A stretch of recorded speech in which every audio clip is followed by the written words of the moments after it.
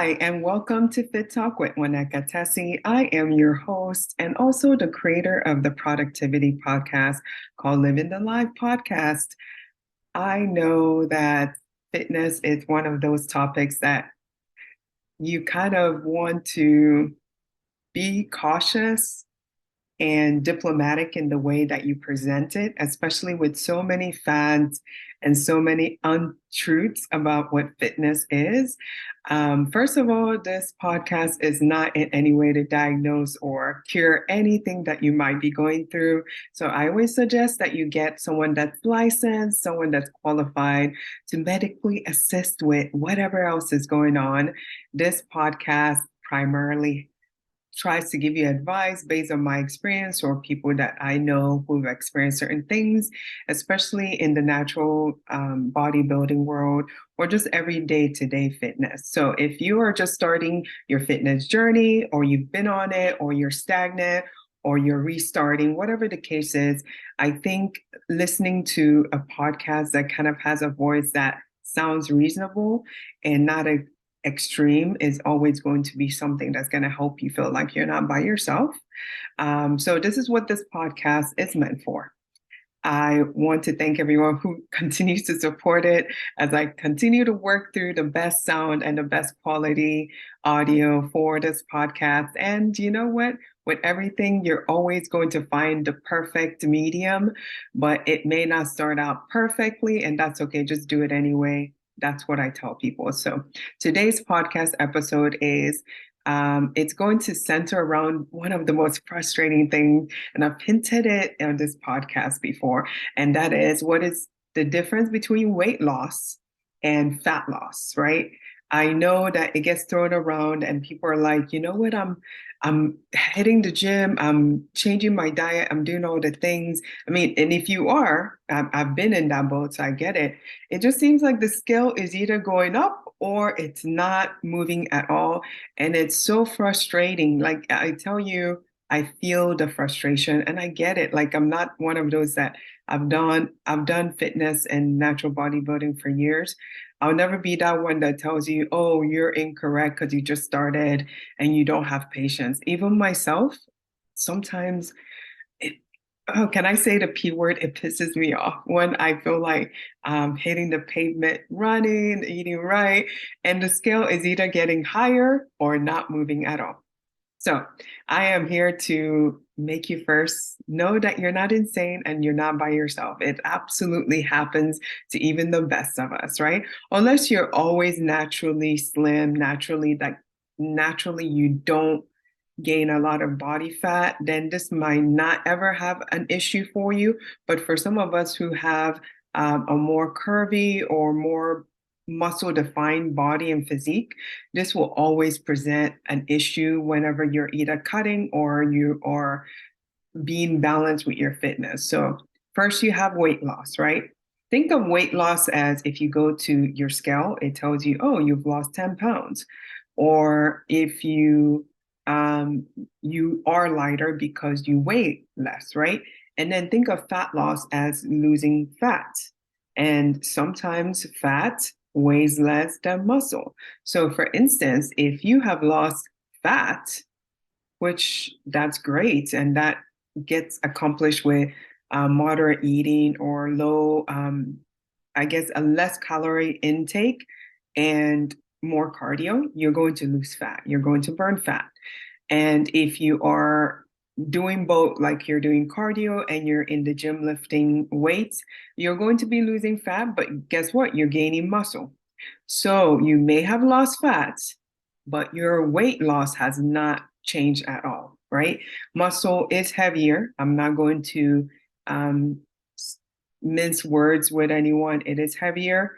And so that's why when people who are doing bodybuilding tell you that they weigh more as they are building muscles, you have to believe them because sometimes you guys will see us, we are getting smaller and smaller and smaller until you're actually on stage for your presentation of your fitness competition where you're depleted of water and the right nutrients, where you're always going to be less than what's normal and healthy. That's different. That's presentation weight. That's not a normal weight. But leading up to that, maybe months and months, you'll see us cutting. We're getting smaller. Our clothes look nicer. You hear the comments, wow, you look so slim. We may actually weigh more, or if not the same as when we started to cut. And it's a hard, unless you've lived it, it's frustrating. And it is annoying because people just assume, oh, you must be so small and you must weigh so little. The truth is, I'll give an example. If you started, like say you want a fitness year to be this year, right? And you started at 150 pounds, right? And you want to build muscle and you've noticed you've also gained weight from Christmas and everything, or fat from Christmas. And so you start doing both, you're cutting, you're building muscles and everything. I would tell you from that 150, the next 2, 3 months, you're going to see the scale go up and up. You're going to go from 150 to 160, sometimes 170. And you might be looking much better, clothes might be fitting better, but your weight is going to gradually go up. And you want to know why? You're building lots of muscles. And muscle is always going to take up more space than fat loss. So as you start to, I know we can't help it. The only thing I would tell you is leave the scale alone. It's going to make you depressed and it's going to like scare you, right? And then you get to a point where it starts to taper off, right? You're losing fat. And then maybe your weight will start to kind of do this incline where they kind of meet halfway. So it might be at 160, 170 now. And halfway into your training, it might go into the 160, 155, right?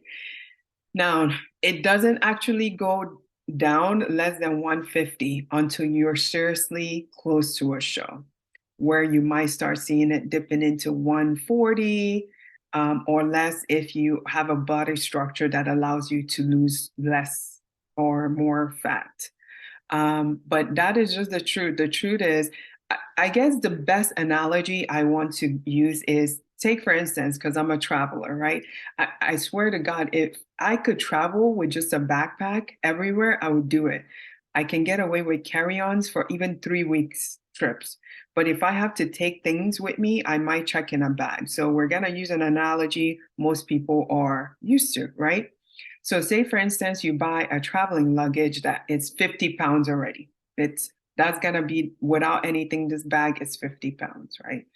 And then you have some items that you want to put in there, and maybe all these items total, a rough estimate will say 20, right? 20 pounds, right?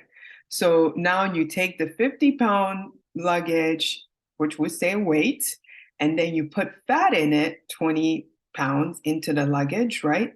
And then you put it, now you have a combined of 70 pounds, 50 plus 20, right? Now, if you get to your trip and you're remove the 20 pounds, right, of things that you brought, the luggage is still going to be 50 pounds. The luggage is not going to magically become 20 pounds or 30 pounds just because you want it to be smaller. That luggage is still going to be whatever it's structurally made to be, right? And this is why it's important for you to look at your body structure. Does your body carry more muscle? Can it build muscle faster? Because I can tell you, you can lose all the fat in the world. In this case, you can take everything from that luggage, it's still going to weigh 50 pounds. So if your body structure is naturally going to build muscle faster, or it carries muscle faster, or you have bigger thighs and it's mostly muscle, I want you to be kinder to yourself. And this is what I also had to learn. Be kinder to yourself, because you're not going to will it to be a weight number that it is not. And you don't want it to get so low that it starts to shut down things in your system. And I cannot emphasize it enough. it breaks my heart when I see people saying, oh, I don't want to get fat if I eat this. I don't want to, and they're usually in the European centric, and it breaks my heart for them because they think they're insulting people, or they think they're trying to be cute by saying I don't want, but that to me, that's a mental illness. That's a mental illness of always putting that out in the universe, like always putting that out in the universe. Like, does that not get exhausting? Like, does it not get exhausting? You can't just live life. And I always tell people, anytime you say anything to me that sounds like you're trying to insult me, if it could be something like, oh, you have big shoulders, or whatever the case is, I've always told people I am absolutely the wrong person, because the thing I tell them is like, that sounds like a problem you have. Don't bring that around here. And I am upfront. I shut that down. I'm like, that sounds like a problem you have with yourself. Don't bring that around here. And they kind of look at me like, and they want to backtrack it. I tell people, I'm a person, I give you a million miles. I say nothing. I'm just not, it's not that I'm not non-confrontational. I could start a riot if I want to, but we don't need that. I'm a person, I'm very like, I tend to want to listen to really see why are you saying what you're saying? And if it's a subject that you keep repeating, I'm going to remind you, don't bring that around here. It seems like a problem you have with yourself, and that has nothing to do with me. And you got to throw it back to people like that. You got to say, look, that seems like a problem that you have with yourself. Or I always also like this comment. If someone says something that they're trying to get at me, I tell them, people who tend to say that usually hate themselves. And they're just like shocked, and you can see them turn to sadness. I'm like, you sound like you hate yourself. That has nothing to do with me. Because do you see my eyes? Right? Even with my glasses or contacts, do you see how many body types I see in just a day? And I'm a gym rat, so I live in the gym. I see all types of body types.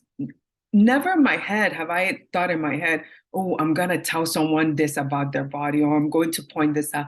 Never. Like I could see different types of body all day. It does not faze me, because I think it's actually very beautiful that we're all so different. It's absolutely like we're all so different. And until we get to that very natural and non-toxic thinking of, oh, that person is different because they have longer legs, or they have bigger muscles, or they have broader shoulders. Until we take it as, wow, that's amazing that this person is so different from me.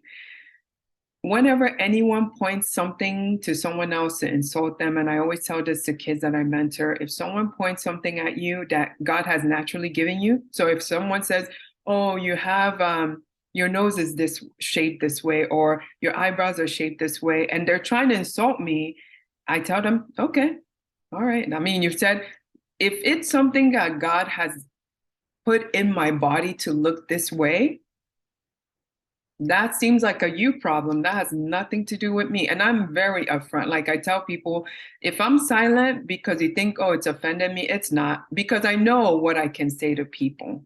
But I choose what is it called? The kinder approach, and leave it alone. I know exactly what will hurt people. I know if we're gonna go back and forth all day long, we're all gonna have no eyes. I mean, we're all going to destroy each other. So I've learned to take the road less traveled and be kind about certain things you hear people say that are actually directed about something they hate about themselves. So I wanted to bring this topic to a forefront because I hear it a lot. I hear it, and sometimes I have to be careful not to get into that delusion of, oh my goodness, this scale is never moving, right? And when I say that to myself, I always remember the little kid that I was, and I said, is this what she wants? Is this how she would want us to be? Is this what she wants us to continue worrying about, right? With all the world problems, with all the mentoring that you're doing, with all the good things that you're bringing into this world, is this really what we should be worrying about? Is this what she would want you to be worried about? And I kind of smile and I'm like, you know what? Yeah, we're good. We're good. This is how I am. And now, if there are things you can change about yourself and you want to change about yourself, like I'm upfront when I went to Italy. Italy is where all my fitness things go to die. Like if there's bread, I'll eat it. If there's pizza, I'll eat it. And I'm not even a huge bread lover. Like I don't have it around me. And it's not because I'll eat it to death. It's just not, you know. So it's like, but when I go to my trip to Italy, I'm like, forget it. I'm gonna eat whatever they have on there, like 4 slices of pizza. I don't care. So you're gonna gain fat, and you're gonna. So if you're structurally supposed to be at 150, right? And you do something like that, you're gaining 30 pounds, right? So take that 150 plus the 30. Now you see, you can lose the fat, but remember, you can only lose so much of the fat, and then your weight kind of stays stable based on what you structurally have to be in order to exist in this world and survive. And that's what I wanted to bring on today's Fit Talk. I want you to take fitness as a way of life and not a punishment. And I want you to get that out of your mind that there's something wrong with you. It's not something wrong with you. Fitness is a tool to better your everyday life. And if you start looking at it that way, you won't see it as a punishment and you'll stop punishing yourself every time you make a mistake. Allow yourself to have the weekend where you're just a slouch. You're just in your bed, hanging out, trying your favorite foods, and then get right back to it when you feel like you're mentally capable of not using fitness to punish yourself. So, all right. I will check you again next week on Fit Talk. And thank you so much for joining me for this week's episode.